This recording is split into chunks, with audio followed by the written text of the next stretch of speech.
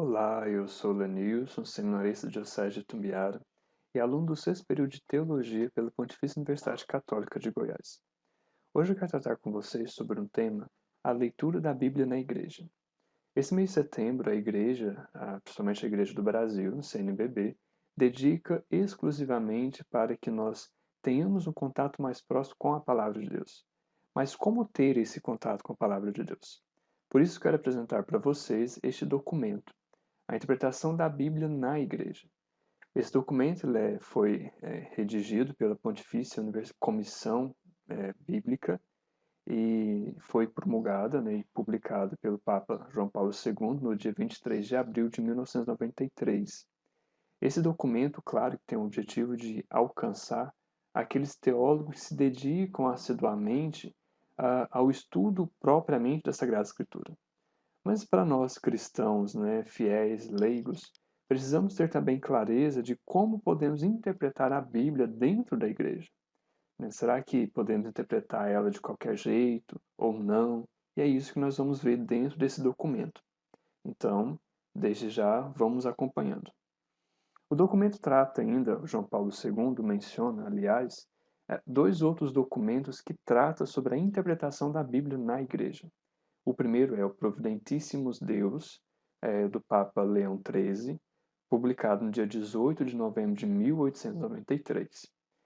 Se vocês se recordam, nesse século XIX, já é, digamos assim, o auge, ou ali quase que a coroação, daquele movimento iluminista, racionalista do século XVIII, né, começo do século XVIII, final do século XVIII, início do século XIX, em que começa dentro da estrutura da sociedade a questionar algumas estruturas e valores que há muito tempo eram tidos como certas.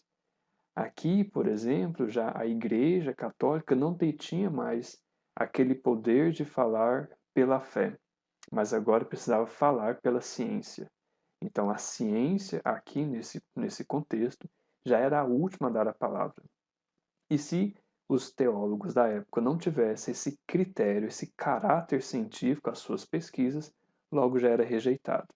E aqui eu destaco algumas ciências que crescem nesse período, né, que é principalmente a sociologia, a filologia, né, que é o conhecimento próprio da palavra, a sua origem, né, a própria hermenêutica, né. E todas essas ciências, ela começa agora a colocar dentro da palavra de Deus, ou seja, da Bíblia, os seus métodos. Então, começa a querer colocar a Bíblia sobre uma suspeita científica. E nesse sentido, o Papa, né, no caso Leão XIII aqui, vai dizer e incentivar aos teólogos que estudem as línguas, para poder ter esse caráter científico e poder dar respostas ao seu tempo. Então, meio que sinteticamente, o documento fala isso. Um outro documento, já em 1943, o Divino Aflante Espírito, do Papa Pio XII, no dia 30, foi promulgado no dia 30 de setembro de 1943. Se vocês se recordam, né, ali 43, em 45 encerra a guerra, né, a Segunda Guerra Mundial. Então a humanidade passa, né, da Primeira, Segunda Guerra e já quase no final da Segunda Guerra, já começa a questionar a fé, né? Aonde está, nesse sentido, Deus, né? Aonde está Deus mediante a todo essa barbárie que acontece na sociedade, na humanidade? Então começa a suspeita sobre a encarnação própria do Verbo. Então, se Deus existe, e por que que o Verbo encarnou, sofreu, então quer dizer que o Pai abandonou o Filho ou não? Como ficou isso? Porque depois vamos ver algumas linhas de abordagem e também métodos de interpretação que foram aos poucos questionados pela própria Igreja, que não conseguia, nesse sentido, dar respostas condizentes ao que está na Palavra de Deus. E aqui eu trago um pequeno parágrafo desse documento, Divino Aflante Espírito, que depois a Dei Verbum, que é um documento dogmático do Concílio Vaticano II, vai quase que adotar como na sua integralidade, que é o Dei Verbum número 13. Vai dizer assim: como o Verbo substancial de Deus fez semelhante aos homens em tudo, exceto no pecado, assim também a palavra de Deus expressa, em língua humana, assemelhou-se em tudo à linguagem humana. Então, a palavra de Deus que é expressada, né, que é manifestada por meio de uma cultura humana, de uma língua humana, ela se assemelha a essa língua, essa linguagem humana. Não quer dizer que seja igual, tá? É assemelha, né? Assemelhou-se. O prefácio do documento do Conselho Pontifício para a Bíblia, né?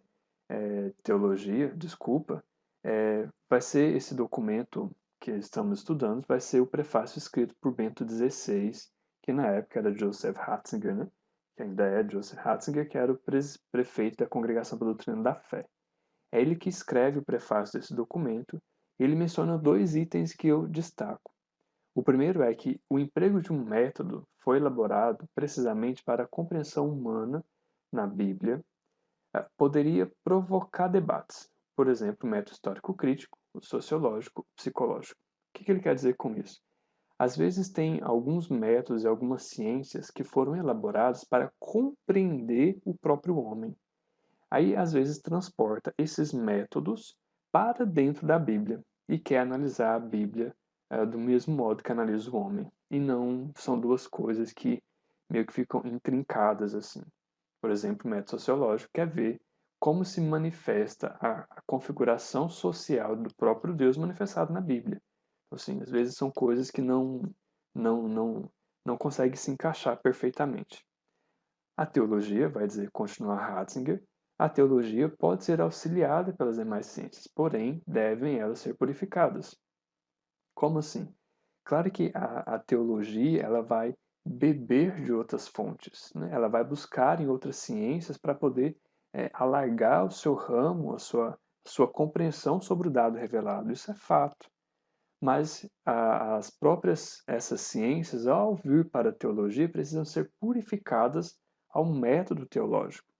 Posso dar um exemplo. Hoje é comum na sociologia, vamos dizer, na sociologia em a demografia, né, fazer o censo do IBGE, por exemplo. E diz que aqui, por exemplo, em Goiânia, e no estado de Goiás, né, provavelmente, aproximadamente 60% da população são católicos. Né, 60% da população. Mesmo que aí, por exemplo, eu não posso falar que, então, se 60% são católicos, quer dizer que a Igreja de Cristo é a Igreja Católica, porque a maioria é católico. Né? Ou então, porque os 40% que não são católicos, quer dizer que são ateus, porque tem outras denominações.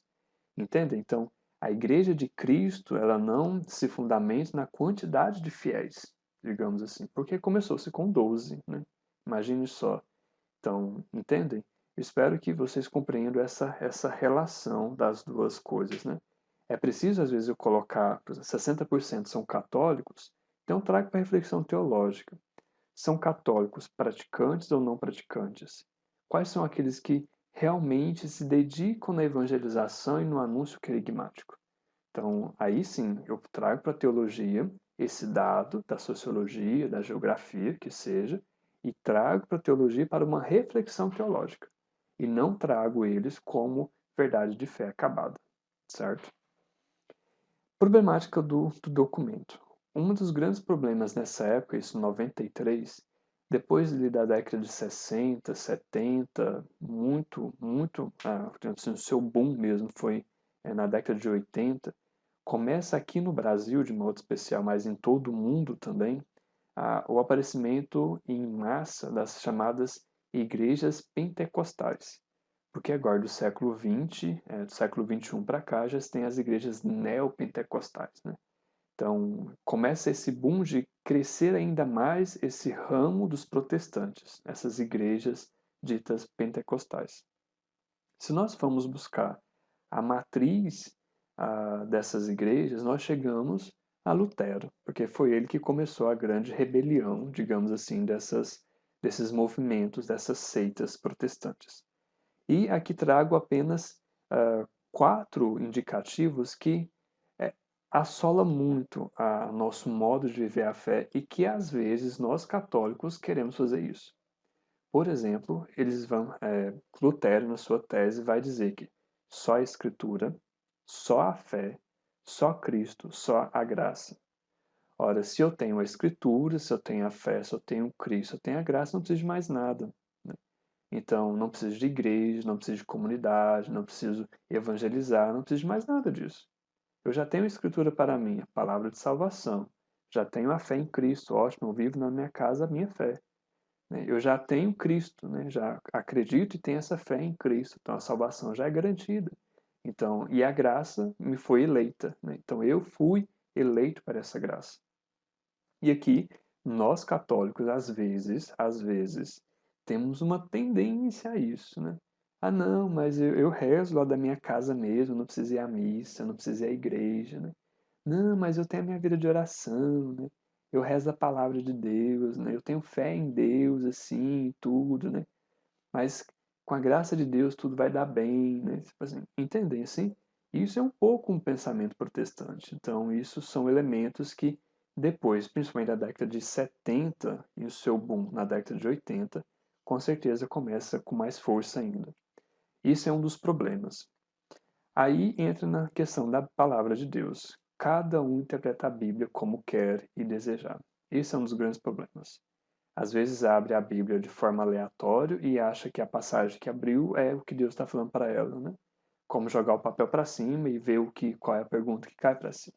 E não é assim, né? Por exemplo, em Daniel 9:2, Daniel questiona o significado do oráculo de Jeremias. Ou seja, porque tem coisas na Bíblia que são difíceis mesmo de entender, de interpretar. Então eu não posso interpretar de acordo com a minha vontade, o meu bel prazer. Em Atos 8, por exemplo, se tem o eunuco que questiona o significado do trecho de Isaías e Tiago vai explicar para ele qual é esse real significado. E depois que explica esse significado, ele é batizado, né? Ele recebe o batismo. A segunda carta de Pedro, primeiro, né, capítulo, versículo 20, vai dizer: nenhuma profecia da Escritura resulta de uma interpretação particular. Ou seja, toda a profecia da Escritura ela é inspirada pelo influxo do Espírito Santo. E somente o Espírito Santo é que é capaz de interpretar perfeitamente. Aí vamos chegar mais embaixo. 2 Pedro 3,16. Paulo tem alguns pontos difíceis de entender que os ignorantes e vacilantes distorcem como fazem com as demais escrituras para sua própria perdição. Isso Pedro dando uma dura a toda a comunidade católica, porque são chamadas cartas católicas, então destinada a toda a Igreja Católica. Então, nesse sentido, existe uma necessidade do intérprete, ou seja, a Igreja que é a esposa de Cristo. Somente a Igreja é capaz de interpretar corretamente as Sagradas Escrituras. Por quê? Se você se recorda em João, Jesus vai dizer aos apóstolos: eu enviarei sobre vós o Espírito da verdade, que vai revelar e explicar tudo isso. Ora, enviarei sobre vós o Espírito da verdade. Esse Espírito veio em Pentecostes, justamente com os apóstolos reunidos no cenáculo. Então, os apóstolos detêm esse Espírito que é capaz de interpretar corretamente a Sagrada Escritura. Então, eles têm esse Espírito. E aqui entro numa pequena indicativo de eclesiologia. Paulo, na carta aos Coríntios, vai dizer que Cristo desposa a igreja, ou seja, a igreja é a esposa de Cristo. Se a igreja é a esposa de Cristo, nada melhor do que ela para reconhecer e interpretar a carta que o seu esposo tem para ela. Então, ela reconhece tudo isso. Por exemplo, você, né, quando você recebe algo escrito, né, por alguém que você conhece, a própria letra você conhece, você reconhece a letra. Se você vê que é uma letra diferente, você sabe que não é a pessoa. Então, assim, a igreja que conhece o seu esposo plenamente, agora ela pode interpretar tudo que o seu esposo quer. Então, tem essa relação. O documento ainda vai trazer alguns métodos e abordagens que eu não vou me delongar muito neles propriamente dito. Por quê? Aqui eu elenquei 14, mas lá você tem mais ainda métodos e abordagens que eu não coloquei aqui. Então, depois podem pegar e dar uma olhada nesses métodos e abordagens. Aqui eu coloquei apenas alguns que são mais corriqueiros a nós, né? O primeiro é o histórico crítico, né, que é a compreensão das fontes da escritura, uma vez que ela foi escrita por homens, na linguagem dos homens, ou seja, encontrar um certo locus do texto. Esse método vai ser muito polêmico, porque vai tentar fazer da Bíblia levar, digamos assim, a Bíblia para o laboratório e tentar separar, né, com bisturi, aquilo que é de Deus e aquilo que é do homem, né? Mas fica um pouco incompreensível assim essa relação. Por exemplo, alguns vão tentar nos evangelhos pegar somente a fala de Jesus e separar aquilo que os apóstolos colocaram na boca de Jesus, né? Então, tentar separar essas coisas, né? O que é verdadeiramente de Deus e o que é do homem. Então, isso é um método muito complexo, assim. Porque a própria Bíblia foi escrita, né, por homens. Depois, com o tempo, esse método histórico crítico vai tentar mudar um pouco essa abordagem, né? Por exemplo, vai tentar pesquisar o seu contexto histórico, né? Em que o livro foi escrito, o autor provável, né, o autor humano, né, provável de ter escrito, redigido o próprio livro. Então, eles vão tentando mudar um pouco essa abordagem inicial, a ponto de, por exemplo, ter que estudar a própria Sagrada Escritura no seu contexto redacional. Por exemplo, o Pentateuco é um dos últimos assim, né, um dos quase últimos a ser fechado no Antigo Testamento, possivelmente ali por volta do século VI, V antes de Cristo, né? Então, tentar observar qual era o contexto histórico social da época em que o escritor estava inserido, que o inspirou, né, que o inspirou também, que o motivou a escrever nesse sentido. O segundo é a análise retórica, né? A estrutura textual, ou seja, o arranjo argumentativo. Aqui eu trouxe um exemplo, as cartas paulinas, né? Se você pega as cartas de Paulo, por exemplo, você vai ver bem definido que vai vir uma saudação à comunidade, Igreja de Deus, é esse o termo que ele coloca, Igreja de Deus, a saudação àquela igreja, uma bênção, às vezes vem essa bênção. Depois se vem o problema que ele vai discorrer na carta, que normalmente foi alguém que enviou esse problema para ele em um bilhete ou algo assim. Então vai levar para ele. E ele vai agora argumentar, aí ele vai puxar também no Antigo Testamento, vai contextualizar em Cristo, né, como que isso se dá em Cristo, e depois vai dar uma prática, né, como agir no meio disso. Então se vê uma estrutura textual, um arranjo argumentativo. Então, nesse sentido, é uma análise retórica, por exemplo, né? Que nós vamos ver depois um exemplo da carta paulina, da carta aos Coríntios, né? Depois a análise narrativa, que é a comunicação da mensagem, ou seja, observar qual que é o autor real, ou seja, aquele que escreveu, e aquele autor implícito que está nas entrelinhas, né? Ou seja, o real é a pessoa, e o implícito é o que diz o texto da pessoa, e o leitor real, e o implícito, né? Então, aquele que vai ler, e aquele que está no meio, e nas entrelinhas mesmo, né? O quarto, a abordagem canônica, né? Analisar os textos, né? Como os textos eles foram sendo compostos na comunidade.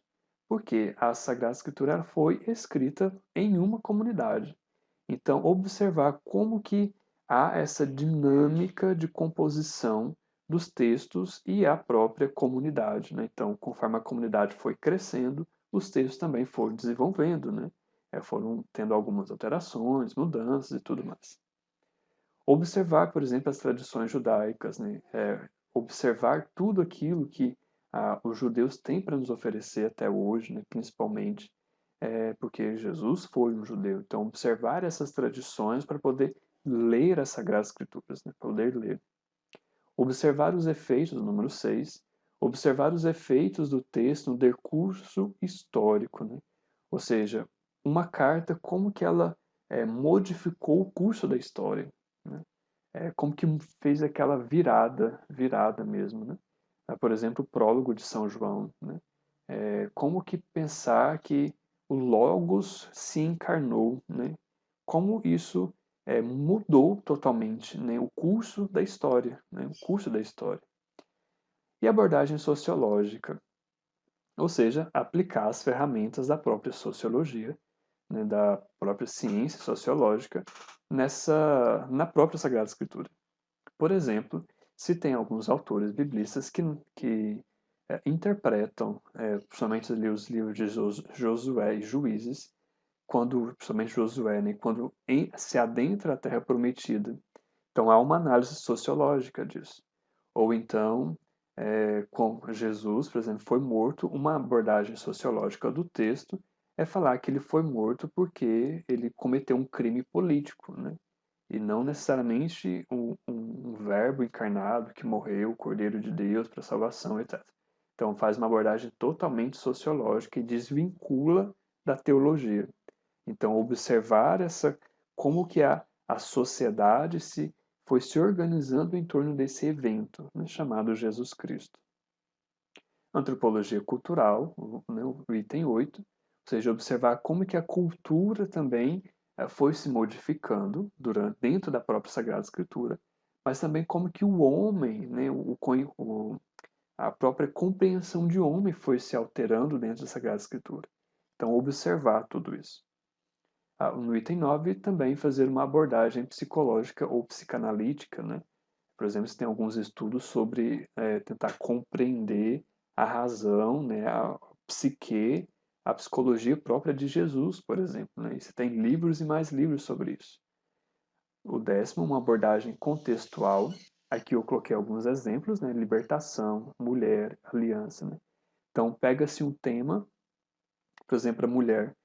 Como que como que a mulher é abordada na Sagrada Escritura? Então começa lá de Adão e Eva, então pega Eva, depois pega Sara, esposa de Abraão, e vem perpassando todo o percurso do Antigo Testamento, passando para o Novo Testamento, né? Até chegar hoje, né? Como que a mulher foi tendo esse contexto, foi sendo abordado na própria Sagrada Escritura, né? Então é uma abordagem contextual. O 11, uma leitura fundamentalista, que é um grande perigo para nós, né? Que adotar a palavra, que ela é sem erro, com certeza, né? Mas esquece que ela houve um processo histórico de formação da própria palavra e que é necessário atualizá-la no nosso tempo. Né? É não pegar alguns textos, sim, ao pé da letra, mas trazer para a vida hoje, né? Uma vez que eu pego o texto que me foi dado, que está escrito, como que eu posso colocar na minha vida hoje, né? Então, se tem essa relação da leitura fundamentalista que, infelizmente, é muito comum no meio protestante, né? No meio protestante. O que está na Bíblia está na Bíblia, o que não está, não estou nem aí, né? Então, não preciso cumprir, digamos assim, porque a Bíblia é a Bíblia, então o que está lá eu cumpro, o que não está eu não preciso cumprir. É diferente do sentido literal, que é isso que eu estou falando. É pegar, sim, a letra como tal, mas pegar essa letra e transportar para a minha vida. Não querer aplicá-la fundamentalista, né, como o item anterior, mas literal eu leio na íntegra, né? Por exemplo, o primeiro mandamento: amarás a Deus sobre todas as coisas. Eu preciso amar a Deus sobre todas as coisas, mas onde? Agora, né, no século XX, né? No século XXI, perdão, né? No século XXI, preciso amar agora. Então, eu preciso transportar para o meu tempo. É pegar o literal, mas transportar para o meu tempo. O sentido espiritual, né? É pegar o sentido espiritual dessa palavra. Por exemplo, né? Se a gente pega João 6, é uma grande narrativa do pão da vida, né? Até tive ocasião em alguns outros vídeos de falar sobre isso. Mas em João 6 tem, por exemplo, a narrativa de que Jesus anda sobre as águas. Então, Jesus andou sobre as águas, isso é o texto literal que temos para nós. Então, qual é o sentido espiritual?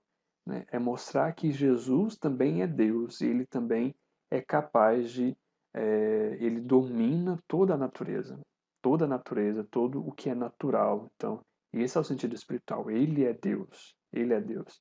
Eu preciso acolher a partir do literal para o espiritual. E o sentido pleno, né, que é o mais profundo da palavra e o que Deus quer, ou seja, com o auxílio do Espírito Santo. Se é o próprio Espírito que inspirou a Sagrada Escritura, é ele também o melhor para poder interpretar. E aqui eu trago Atos dos Apóstolos, capítulo 7, que é o grande discurso de Estevão, né? Depois vocês leiam na íntegra, que é um discurso belíssimo, que é quando Estevão vai para o tribunal, né, para ser julgado, e depois ele é apedrejado, no final do capítulo 7º, no início do capítulo 8º, se não me falha a memória, e ele depois é apedrejado. E dentro do tribunal, ele faz um discurso. Ele perpassa do Antigo Testamento até chegar à salvação em Jesus Cristo. Ele faz um grande discurso. Ou seja, ele pega passagens do Antigo Testamento, transporta para a realidade de Jesus e agora, pelo influxo do Espírito Santo, anuncia a salvação àquele povo. Então, isso é um dos grandes, um sentido pleno, digamos assim. Eu trouxe dois exemplos para podermos conversar um pouco mais, que eu não vou me deter muito a eles, porque senão também aqui daria, né, muitos mais tempo ainda. O primeiro elemento que eu trago é a narrativa da criação de Gênesis 1, né, e Gênesis 1 e 2. Né? Por exemplo, no método histórico crítico, ele tentou colocar um período de quando isso aconteceu. Mas a gente não tem como datar, né, digamos assim, precisamente quando foi que tudo isso aconteceu. Não tem como saber ao certo até hoje. Então, se a ciência, olhando para a Bíblia, não consegue dar uma resposta, logo começou-se a dar um descrédito a tudo isso. Por exemplo, o primeiro bloco, né, do livro do Gênesis, do capítulo 1 capítulo 11, é dito como alguns escritos mitológicos, né? Mas no sentido mitológico, não no sentido que não aconteceu. Aconteceu, né? Mas foi o modo como o autor sagrado humano teve para poder narrar tudo aquilo que aconteceu. Então, quando ele começa no princípio, né, Deus criou o céu e a terra, né? Não existia nada, né? Então, assim, foi um modo de colocar na linguagem humana tudo aquilo que estava acontecendo, aconteceu há não sei quantos anos, né? Então, é meio que transportar essa realidade para o modo escritural. E ali, o único meio que eles encontraram foi justamente o modo mitológico, né? O modo mitológico. E então, assim, às vezes coloca assim descrédito por causa disso, né? Então, é ou não é? Aí agora a ciência, né, principalmente biológica, começa a trazer outros elementos, né, da própria evolução humana, né, do evolucionismo, etc, etc, etc. Então, se tem diversos elementos. O segundo que eu trago para alguma conversa é justamente a cidade de Corinto, né, e aqui as cartas de São Paulo a Coríntios. Paulo ele utiliza algumas linguagens interessantes nessas cartas. Por exemplo, quando ele vai falar do corpo, no capítulo 12, e no capítulo 12, que vai falar do corpo, e também no capítulo 9, quando ele vai falar do estádio. Né? Se a gente, às vezes, lê a carta rapidamente, a gente não percebe. Né?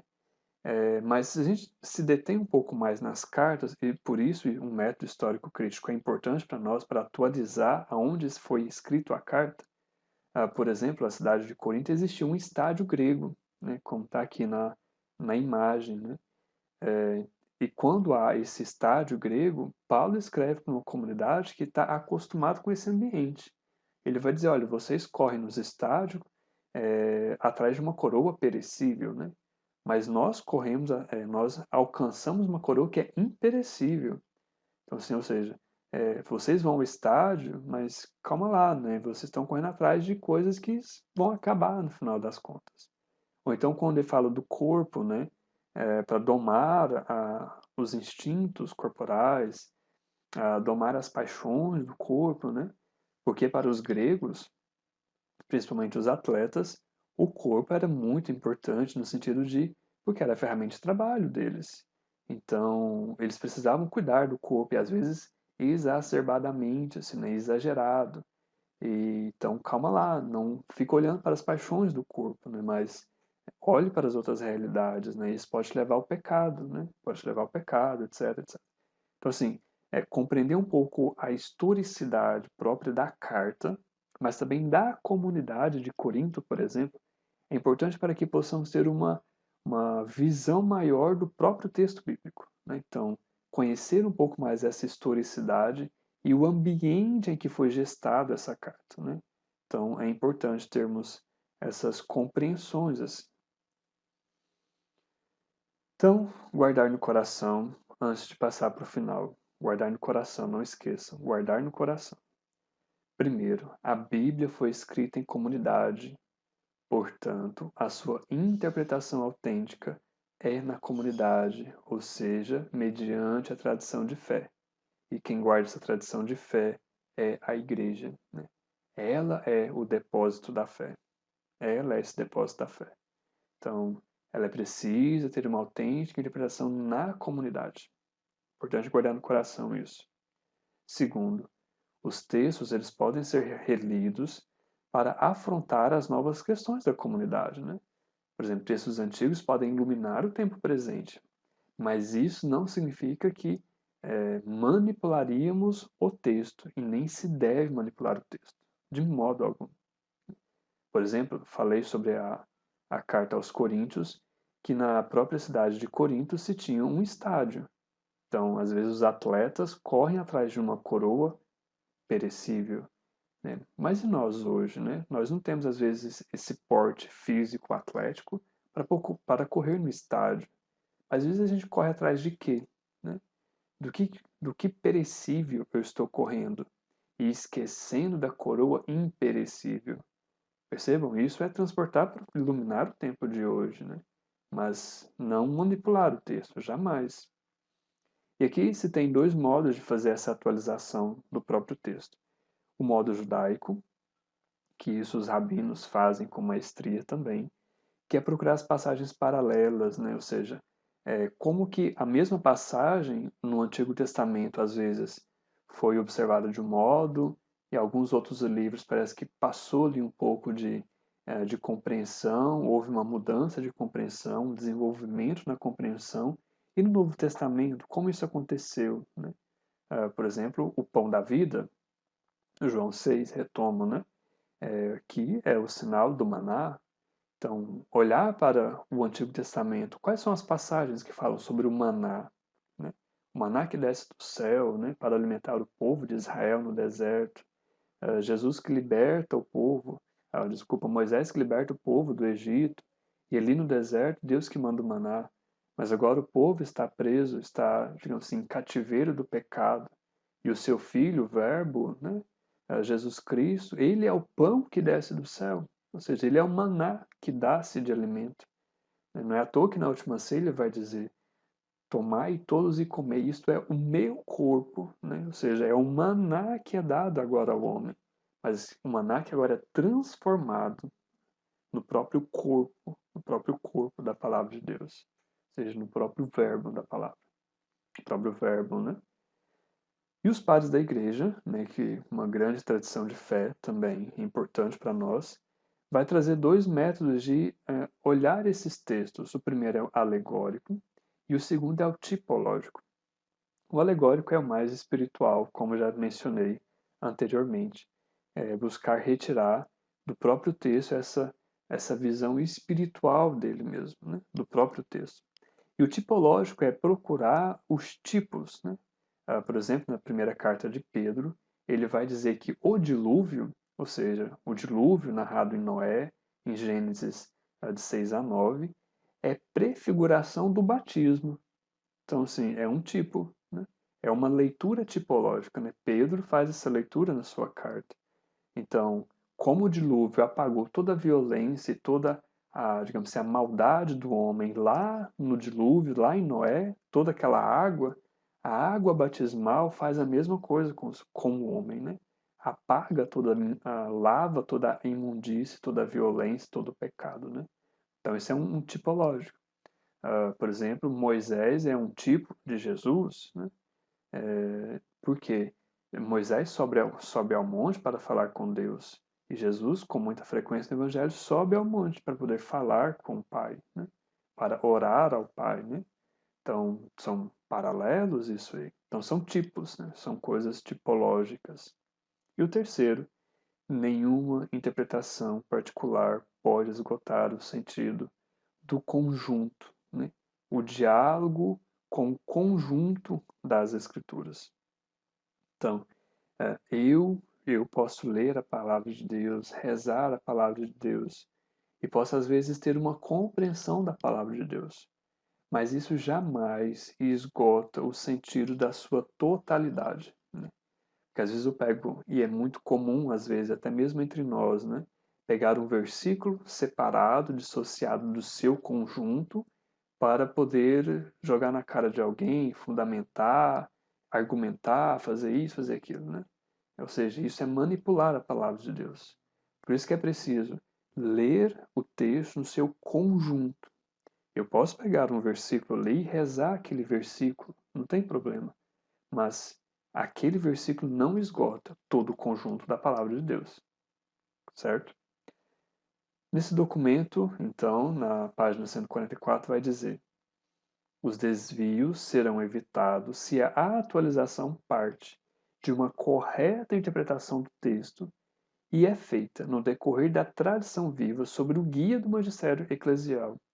Ou seja, para poder interpretar corretamente a palavra de Deus, é preciso conhecer a tradição viva da fé da igreja e também o que o magistério fala sobre certos temas que trata a Sagrada Escritura.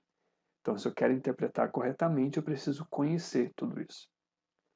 Agora, antes de já indo para finalmente, trago um outro documento, uma exortação apostólica pós-sinodal, o Verbum Domini, de Sua Santidade, o Bento XVI, que foi promulgada, né, no dia 30 de setembro de 2010, e que traz nos números 86 e 87 como ler, fazer essa leitura orante da palavra de Deus, né? Como fazer essa leitura orante. Isso é importante para nós porque nós precisamos sempre rezar a palavra de Deus, estar atentos à palavra de Deus. Ele traz 5 passos para essa leitura da Lexio Divina, né? E que eu trago para vocês também, para poder lerem nesse tempo de setembro, nesse mês de setembro, vocês possam ler, né? E rezar a palavra divina. Então, o primeiro passo é a Lexio, ou seja, é eu escolher o texto e ler o texto em si mesmo. E me questionar o que diz o texto em si mesmo. Então, o texto que eu escolhi, o que ele está dizendo? Interpretação de texto. Segundo, a meditácio. O que nos diz o texto? Então, o texto fala uma coisa, eu interpreto, mas para mim, o que ele está dizendo verdadeiramente? Terceiro, orácio. O que dizemos ao Senhor em resposta à palavra? Então, a partir dessa palavra lida e meditada, o que o meu coração agora precisa responder à palavra? Quarto, a contemplácio. Qual é a conversão de mente, coração e vida que o Senhor está me pedindo nesse momento em que eu estou lendo a palavra de Deus, né? Então, e 5, a axio, né? A ação. Ou seja, eu li, meditei, rezei, né? Orei, contemplei. Agora, essa palavra me impele, ou seja, modifica a minha existência para que eu possa doar-me aos outros na caridade, ou seja, no amor, viver o amor. Isso é, digamos, aos 5 caminhos, os cinco passos da Alexio Divina, né? Que traz a Verbum Domini, os números 86 e 87. Para encerrar, então, fugir do risco de uma abordagem individualista para uma abordagem sempre na comunhão eclesial. Isso é importante, porque às vezes nós podemos achar que sabemos do que se trata aquele texto bíblico, mas na verdade não é o que é realmente, né? Então, conhecer conhecer a doutrina. E nisso temos o catecismo. E vai dizer a carta apostólica, Letamur Maniopere, que promulga a edição latina do catecismo. João Paulo II vai dizer: a finalidade do catecismo é de apresentar uma exposição completa e integral da doutrina católica, de tal maneira que cada pessoa possa conhecer o que a Igreja professa e celebra, vive e reza em seu cotidiano. Então, para que eu leia a Bíblia, é preciso eu ter a Bíblia numa mão e o catecismo na outra mão, lendo os dois juntos para saber o que Deus quer falar comigo. Tá bom? E para saber um pouco mais do catecismo, Acompanhe no próximo vídeo e vamos falar sobre o catecismo. Tá bom? Muito obrigado.